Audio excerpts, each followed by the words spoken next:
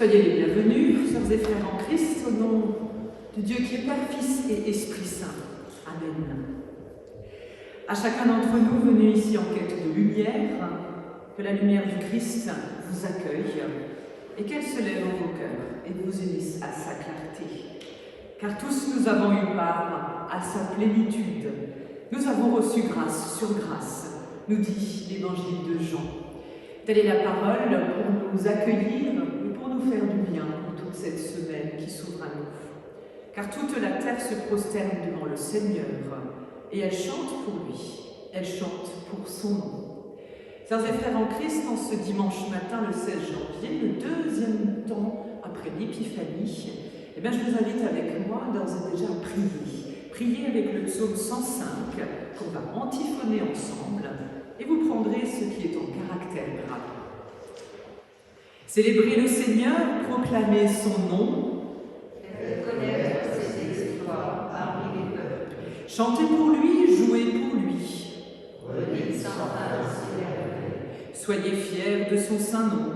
Soyez joyeux, vous qui recherchez le Seigneur. Cherchez le Seigneur et sa force. Recherchez toujours sa grâce. Rappelez-vous les merveilles qu'il a faites. Rappelez-vous ses prodiges, les jugements qu'il prononça. C'est lui, le Seigneur, notre Dieu. C'est lui qui gouverne toute la terre. Il s'est toujours rappelé son alliance. Parole édictée pour une génération. Je fonderai sa dynastie pour toujours. Son trône durera autant que les cieux. Et nous voulons chanter ensemble le cantique 255 dans l'arc-en-ciel, les deux strophes sur notre feuille. Nos cœurs te chantent, nos voix aimantes. On peut se lever si vous pouvez.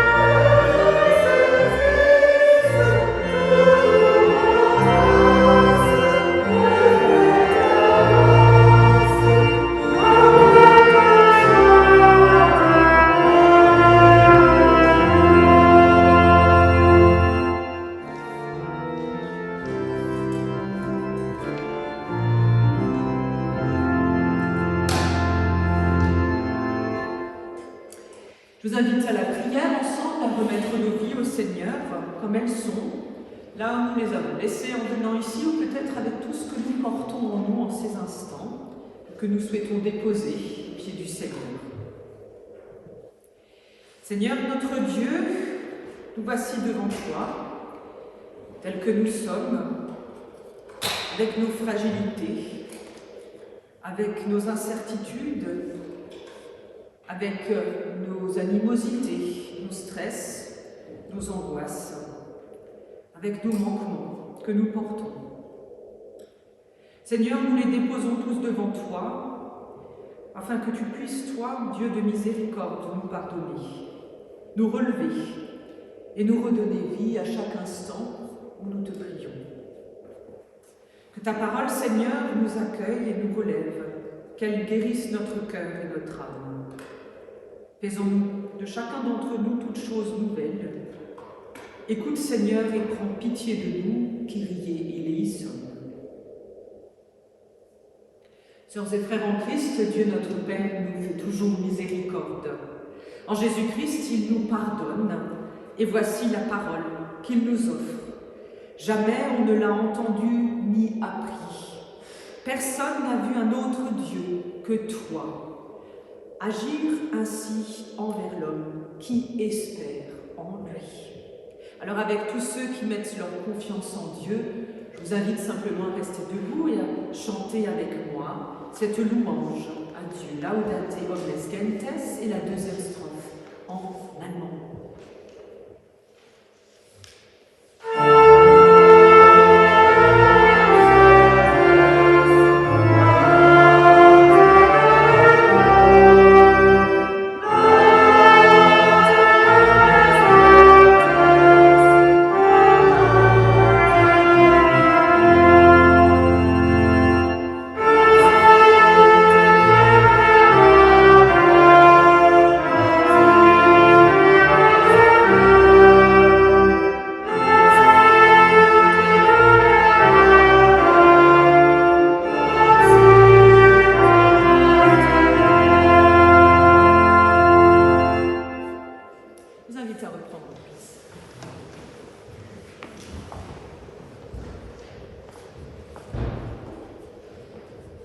Sœurs et frères en Christ, moi c'est toujours le moment que je préfère. Alors, pas forcément la prédication, contrairement à ce qu'on croit. Pas forcément toujours le meilleur moment apprécié des pasteurs, pourtant c'est la prière qui vient juste avant. Parce que sans ce moment, cet instant de prière, tout ce que nous formulons comme mots humains, tout ce que nous disons, tout ce que nous croyons, n'a pas finalement beaucoup de sens, car sans la prière auprès de notre Seigneur et tournée vers lui, nous ne pouvons puiser notre essentiel et le trouver. Alors unissons-nous dans la prière avant de parcourir ensemble la Bible. Seigneur Dieu, toi qui es si puissant, toi qui es glorieux, Seigneur, toi qui as fait venir sur terre ton Fils Jésus-Christ, lumière de toutes les nations, accorde-nous, Seigneur, de reconnaître les signes qu'il accomplit parmi nous encore aujourd'hui, les plus petits signes au milieu de nos frères et de nos sœurs. Seigneur, oui, donne-nous de reconnaître tout ce qu'il transforme en nous, nos manques en plénitude et nos plaintes en louange. Seigneur, nous te prions, éclaire-nous par ta parole, qu'elle vienne transpercer nos vies, nous éclairer, nous vivifier et Seigneur, vraiment nous faire du bien, là où nous en avons besoin. Nous te prions, Seigneur, et te reconnaissons comme notre Père à tous, toi qui vis et qui règnes avec ton Fils et le Saint-Esprit, un seul Dieu pour les siècles des siècles. Et je vous invite à chanter avec moi, chante Alléluia au Seigneur, nous restons assis.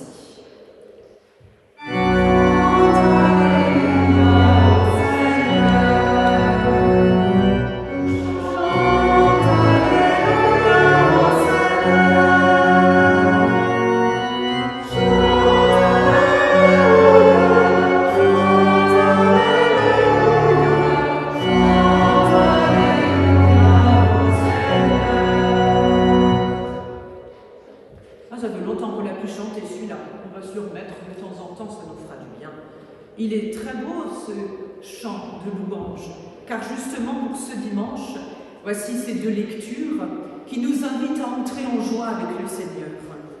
Dans justement la première lettre de Paul aux Corinthiens, au 2e chapitre, dans les 10 premiers versets, il nous est proposé d'annoncer le Christ crucifié, et il sera question de la sagesse de Dieu. Quand je suis allée chez vous, frères, vous révéler le plan secret de Dieu, je n'ai pas usé d'un langage compliqué ou de connaissances impressionnantes. J'avais décidé de ne rien savoir d'autre durant mon séjour parmi vous que Jésus-Christ, et plus précisément Jésus-Christ crucifié. C'est pourquoi je me suis présenté à vous, faible et tout tremblant de crainte. Mon enseignement et ma prédication n'avaient rien des discours de la sagesse humaine, mais c'est la puissance de l'Esprit de Dieu qui en faisait une démonstration convaincante. Ainsi, votre foi ne repose pas sur la sagesse des hommes, mais bien sur la puissance de Dieu. J'enseigne pourtant une sagesse aux chrétiens spirituellement adultes, mais ce n'est pas la sagesse de ce monde, ni celle des puissances qui règnent sur ce monde et qui sont destinées à la destruction. Non, j'annonce la sagesse secrète de Dieu, celle qui est cachée aux hommes. Dieu l'avait déjà choisie pour nous faire participer à sa gloire avant la création du monde. Aucune des puissances de ce monde n'a connu cette sagesse. Si elle l'avait connue, elle n'aurait pas crucifié le Seigneur de la gloire. Mais comme le déclare l'Écriture, ce que nul homme n'a jamais vu ni entendu, ce à quoi nul homme n'a jamais pensé, Dieu l'a préparé pour ceux qui l'aiment. Or, c'est à nous que Dieu a révélé ce secret par le Saint-Esprit. En effet, l'Esprit peut tout examiner, même les plans de Dieu les plus profondément cachés. C'était dans la première épître de Paul aux Corinthiens. Et pour ce dimanche, l'évangile de Jean. Un passage qui nous parle de fête, le mariage à Cana, au 2e chapitre. 2 jours après, il y eut un mariage à Cana, en Galilée. La mère de Jésus était là, et on avait aussi invité Jésus et ses disciples à ce mariage. À un moment donné, il ne resta plus de vin. La mère de Jésus lui dit alors, « Ils n'ont plus de vin. » Mais Jésus lui répondit, « Mère, est-ce à toi de me dire ce que j'ai à faire? Mon heure n'est pas encore venue. » La mère de Jésus dit alors aux serviteurs, « Faites tout ce qu'il vous dira. » Il y avait là 6 récipients de pierre que les Juifs utilisaient d'habitude pour leur rite de purification, et chacun d'eux pouvait contenir une centaine de litres. Jésus dit alors aux serviteurs, « Remplissez d'eau ces récipients. » Ils les remplirent jusqu'au bord. Alors Jésus leur dit, « Puisez maintenant un peu de cette eau et portez-en au maître de la fête. » Ce qu'ils firent. Le maître de la fête goûta l'eau changée en vin. Il ne savait pas d'où venait ce vin, mais les serviteurs qui avaient puisé l'eau le savaient. Il appela donc le marié et lui dit, « Tout le monde commence par offrir le meilleur vin, puis quand les invités ont beaucoup bu, on sert le moins bon. Mais toi, tu as gardé le meilleur vin jusqu'à maintenant. » Voilà comment Jésus fit le premier de ces signes miraculeux à Cana en Galilée. Il manifesta ainsi sa gloire, et ses disciples crurent en lui. Après cela, il se rendit à Capernaum avec sa mère, ses frères et ses disciples. Ils n'y restèrent que peu de jours. Grâce soit rendue à Dieu pour sa parole, qu'elle nous éclaire et qu'elle nous anime. Qu'il en soit ainsi. Nous chanterons pour toi, Seigneur. Tu nous as fait revivre un cantique de reconnaissance, un cantique pour ouvrir notre cœur et notre âme à la parole de Dieu. Il y a 4 strophes, comme ça on peut bien s'entraîner. Je vous invite à vous lever pour ce cantique. Tu nous as fait revivre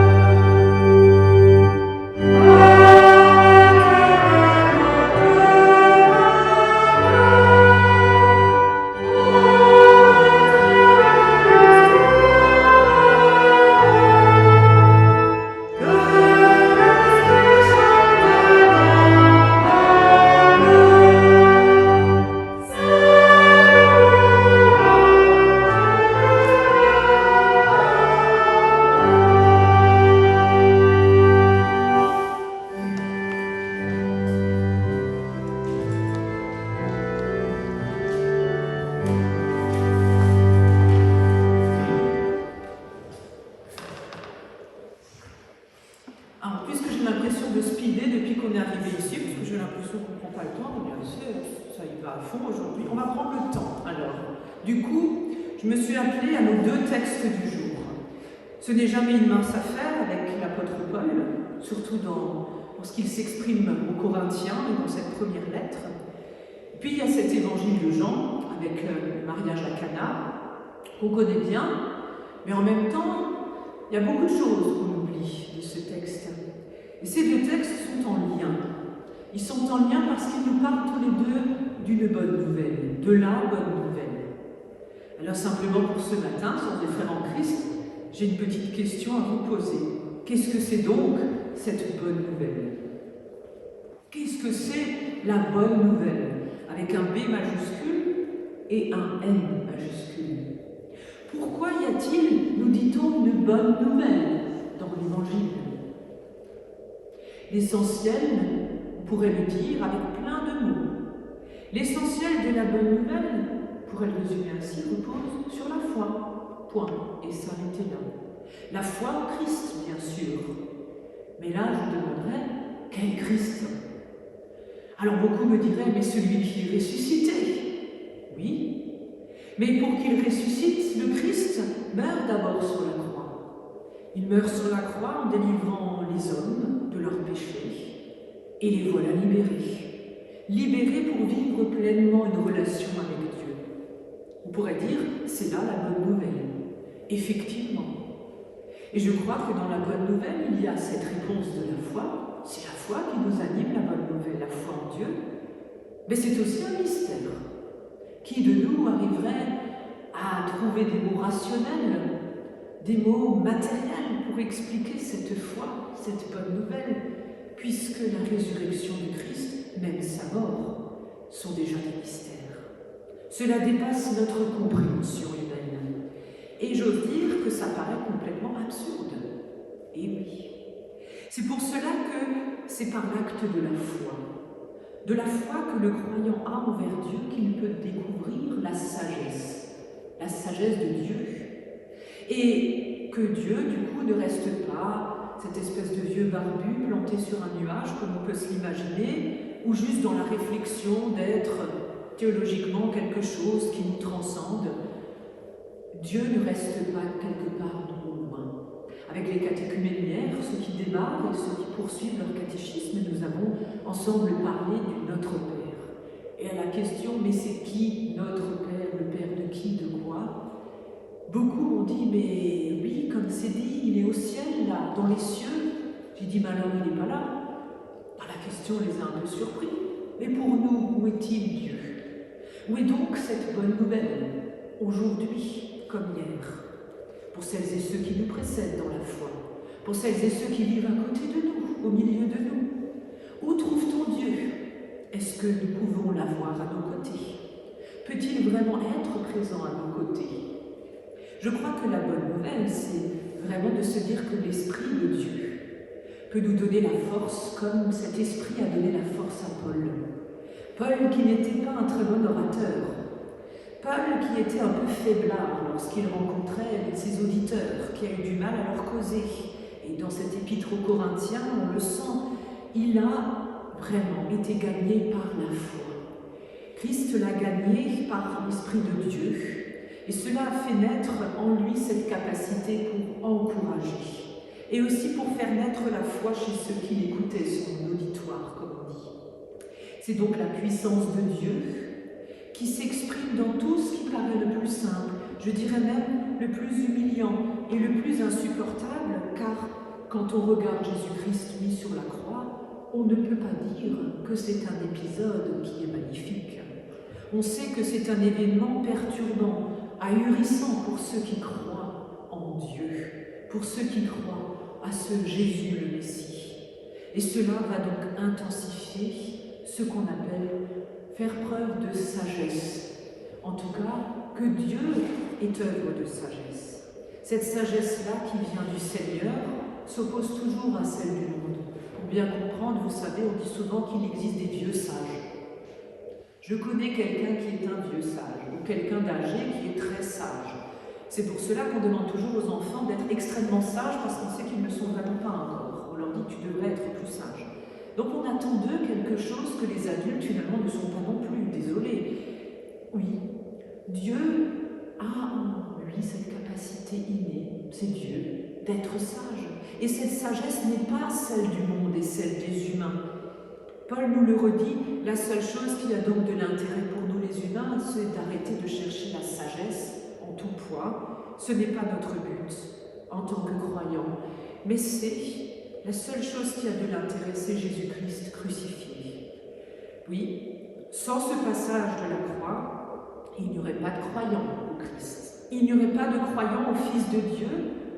Oui, Dieu a tout préparé pour ce qu'il aime, il a tout orchestré, choisi déjà d'emblée pour nous tous. Beaucoup de choses que nous ne comprenons pas d'ailleurs. Et l'Esprit de Dieu peut tout examiner, nous dit la Bible, peut tout connaître, même ce qui est caché de notre très bonne sagesse et de notre expérience humaine. Même les plans de Dieu sont les plus profondément enfuis et la sagesse de Dieu les connaît, mais nous, pas du tout. Cela veut dire que ce qui arrive pour nous dans nos expériences de vie et au bout de tout cela, de toutes choses, c'est une destinée qui nous vient de Dieu.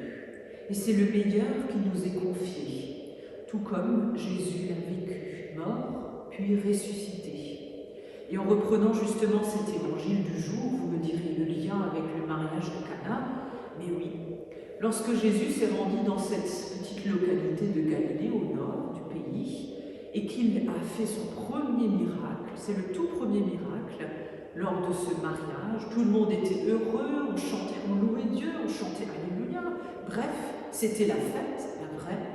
Jésus était entouré d'amis, il était invité au même titre que sa mère, dont on parle ici, et on sait que c'est déjà la promesse d'un bonheur avec Dieu. Dieu et les hommes sont unis. La grâce de Dieu est offerte à tous, bien plus qu'à certains, comme l'image de cette eau que Jésus va changer en vin, pour être servi à tous sans exception. Le bonheur et la joie de Dieu offerts à tous sans exception. Personne n'est plus pur qu'un autre, nous rappelle ce passage, et Jésus contribue à la réussite de ce bonheur, en offrant un signe, un acte de foi qui montre cette relation entre Dieu et les hommes. Le meilleur est à venir, réjouissons-nous, faisons la fête avec Dieu. Vous me direz, le vin, c'est sûr, les jeunes me l'ont dit à leur manière, ils m'ont dit, ah mais alors ils picolaient tous alors à ces mariages. Je dis, on ne peut pas dire ça, non. Mais le vin, ça parle de la joie, ça parle de la festivité. Dans l'Évangile, ça nous dit que justement, on ose se réjouir ensemble, sans abuser bien sûr. Et puis il y a ce petit truc, et les jeunes l'ont relevé tout de suite. Dans l'Évangile, vous avez entendu, Jésus n'était pas seul, il y avait sa mère. Il y avait sa mère, les disciples, et Jésus n'est qu'au début de son ministère. Bien sûr, il y a l'histoire de l'eau qui nettoie, qui purifie, et puis il y a sa mère, et Jésus va lui répondre. Les jeunes m'ont dit hier, Jésus était insolent. Il a répondu à sa mère comme j'aurais répondu à la mienne. Il a carrément dit, occupe-toi de tes affaires. Vraiment, grosso modo, c'était ça. Ne m'empêche pas d'accomplir ce que je dois faire. Oui, Jésus va commencer à se démarquer, on va dire, de son nid familial. Il va aller explorer le début de sa mission sur les routes, en Galilée et ailleurs, entouré de ses disciples. Et puis on le sait, la mère de Jésus est là au début de son ministère et à la fin sur la croix, justement au pied de la croix. Marie est présente, comme déjà une prémisse pour nous dire Jésus-Christ, Jésus le crucifié. Oui, je suis là du début à la fin. Alors vous voyez, quelle est donc la mission qui nous est confiée à travers cette bonne nouvelle auquel nous croyons? Eh bien, elle est identique à celle du Christ, ni plus ni moins. Avoir foi en la puissance de Dieu qui dépasse tout ce que nous pouvons comprendre. Cela demande un gros effort pour nous et une bonne dose de foi. Parce que quand nous parlons de la foi en Jésus-Christ, on peut se le représenter de différentes manières, ce Jésus. Un homme qui marque son temps, un révolutionnaire acharné, agitateur politique, quelqu'un qui sinon a soulagé les misères de tellement de gens qui n'avaient plus de solution. Bref, notre foi repose sur un Christ, un homme, un fils de Dieu, mort. Échec alors, s'il est mort, c'est un échec. Notre salut tiendrait tout entier dans un événement lamentablement humain, avec un condamné à mort sur la croix. Réfléchissons donc, est-ce cela la bonne nouvelle? Avons-nous réalisé vraiment, tout au long de ces siècles, que c'est dans un supplicié décédé puis ressuscité, 3 jours plus tard, que le salut de chacun d'entre nous se révèle? Voilà qu'un mort donne un sens à notre vie. Voilà bien plus, Jésus va donner sa vie pour que la nôtre ait du sens. Vous me direz, c'est ce que beaucoup ont du mal à saisir, forcément, à réfléchir que dans la tête, on se dit c'est absurde, ça n'a absolument aucun sens. Et pourtant, c'est bien ça le fondement de notre foi. Nous jouons notre existence sur Jésus-Christ, je précise Jésus-Christ crucifié. Quelle stupidité, pensons-nous souvent, d'insister à ce point sur un Christ. On dit toujours, mais oui, mais il est ressuscité. Oui, mais il est d'abord mort, crucifié. Alors Paul, c'est ce qu'il dit aux Corinthiens. Il insiste là-dessus, pour qu'ils comprennent en son temps cette communauté qui pose beaucoup de questions et qui est assez dissolue. Et il veut vraiment qu'ils comprennent qu'il faut passer par les étapes de la vie, les aléas, les épreuves de la vie, les souffrances, la mort, les petites morts et les grandes de la vie. Peut-être son message est-il un peu maigre pour son auditoire à l'époque. C'est possible, mais Paul est en lui-même cette caractéristique, cette preuve vivante de la faiblesse de Dieu. Il n'est pas parfait, il n'est pas pur, il est à l'image de Dieu. Il est un peu cette eau transformée en vin, finalement, ce Paul. Oui, Dieu réalise toutes choses nouvelles en Jésus-Christ, et tous ceux qui croient en lui, qui se mettent à sa suite, dans la faiblesse, de la mort à la croix, jusqu'à la résurrection. Alors si les Corinthiens ont réussi à devenir pleinement chrétiens par la foi, ce n'est pas du tout à cause du charme de Paul. Et je vous ai dit, il n'était pas un bon orateur, il n'était pas au top vraiment pour parler devant les gens. Mais ils sont devenus chrétiens par la puissance et la grâce de Dieu, tout simplement. Et je crois qu'il a fallu un sacré miracle pour qu'ils soient croyants. Un petit peu comme aujourd'hui, on peut se dire qu'il y a des miracles qui arrivent toujours aujourd'hui dans nos vies, quand on partage avec les uns les autres un peu de notre foi.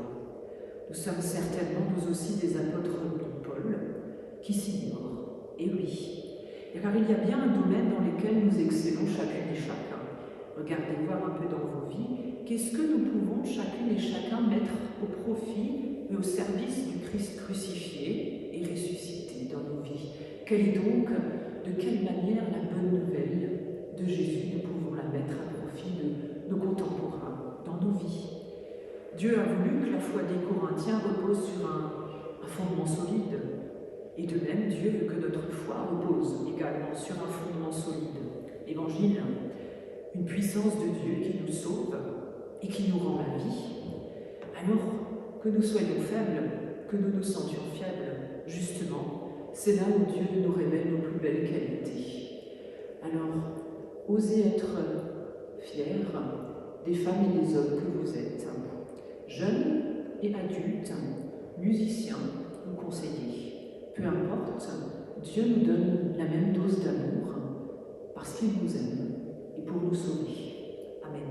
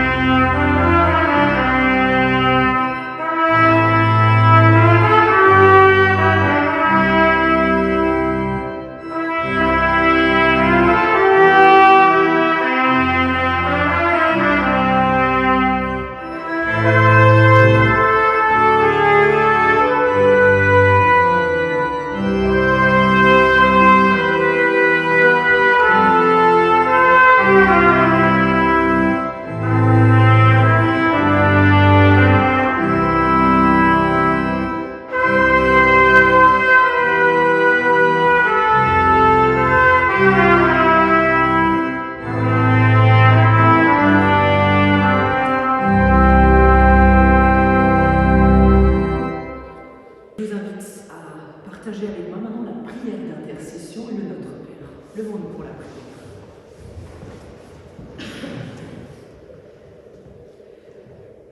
Sœurs et frères en Christ, Jésus nous le dit, « Je suis la lumière du monde. Celui qui marche à ma suite ne sera jamais dans les ténèbres. » Prions le Seigneur pour que sa lumière illumine le pas de tous ceux qui cherchent un chemin fait de justice et de paix. Seigneur, nous te prions pour que ta lumière brille dans toutes les régions de notre monde où il y a la guerre. Nous te prions, Seigneur, pour que ta lumière guide tous les hommes, toutes les femmes qui ont l'audace de parler en vérité et qui posent des gestes de réconciliation dans notre monde. Nous te prions, Seigneur, pour que ta lumière réchauffe le cœur de tous ceux et de toutes celles qui vivent un moment de tension dans leur travail, leur famille, ou qui vivent une séparation, une déchirure, un deuil. Nous te prions, Seigneur, pour que ta lumière enveloppe les blessés de la vie, les hommes et les femmes qui traversent l'épreuve du doute, du désespoir. Seigneur, que brille ta lumière aux yeux de toutes celles et tous ceux qui ont besoin de toi, qui te recherchent et qui t'appellent. Dans le silence, nous te confions, Seigneur, ce qui nous tient particulièrement à cœur.